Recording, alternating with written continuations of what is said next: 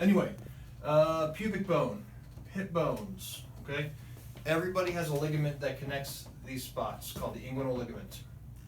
And in men, your testicle starts up here near your kidney when you're a fetus. Mm-hmm.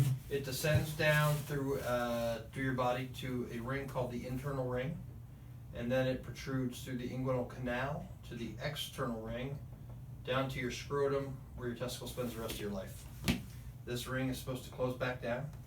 If it doesn't, you're born with an inguinal hernia and you have it fixed as an infant. Wow. Very commonly in men, this can open back up, or the floor of the canal can become weak, so things can herniate into the canal through that ring, or directly into the canal through the floor. Mm-hmm. It doesn't really matter what kind of hernia you have from a surgeon's perspective, because we fix it the same way. It's actually somewhat difficult to tell based on physical exam. If I had to guess, I would guess you have the indirect hernia, certainly on the left, Mm-hmm. on exam. So how do we fix it? Well, there's two options, for the most part, open and laparoscopic.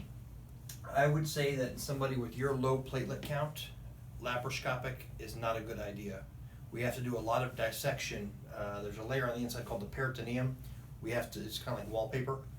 We have to mobilize the wallpaper, pull the hernia in, put the mesh in, and put the wallpaper back up. There's too much of a space we create where if you had bleeding, you could have a lot of bleeding. There's a big volume to fill. Mm-hmm. So somebody who's has an increased risk of bleeding, somebody with low platelets, I would say laparoscopic is a bad idea, and I absolutely wouldn't offer it to you. Mm-hmm. If you wanted laparoscopic surgery, I would send you to see somebody else. I don't think it's the right move here. Well, it probably wouldn't be with somebody else either. I mean, there's no way to do it differently, so it's less risk or anything, right? Right. I'm just meaning, that opinion may not be shared 100%. I certainly know that myself and all my partners feel that way. Okay. But good enough for me. open surgery involves an incision in the groin. The way that I was trained to fix these open is called the Lichtenstein repair. It involves an incision over that ligament, dissecting down. Here's the canal, opening that up, pushing everything back in, lay down a piece of mesh, then we close the abdominal wall layers back over the top.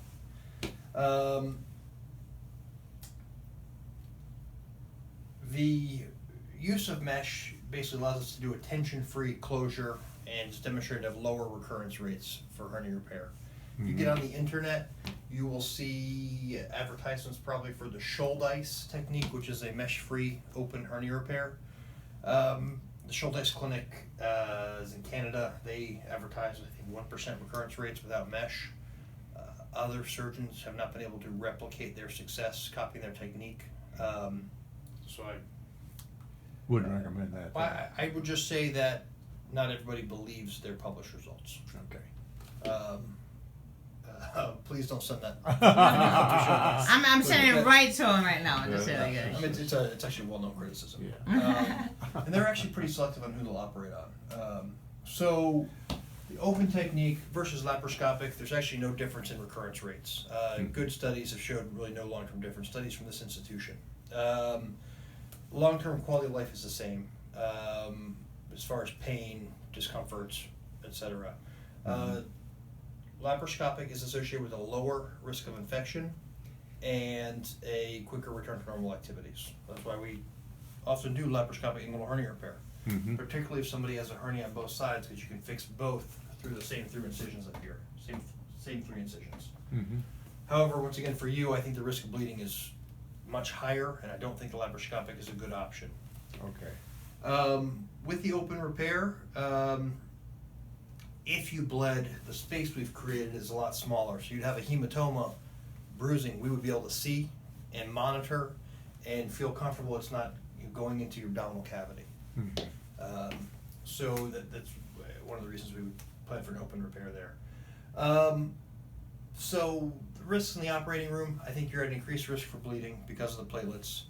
I think that you're at an increased risk for infection because of your low white blood cell count.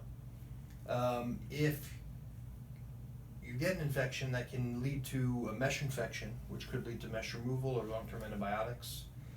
I still think the risk of infection is somewhat low, just higher than normal. And I guess in my mind, the real question here is how much does this benefit you? Yeah. I would say that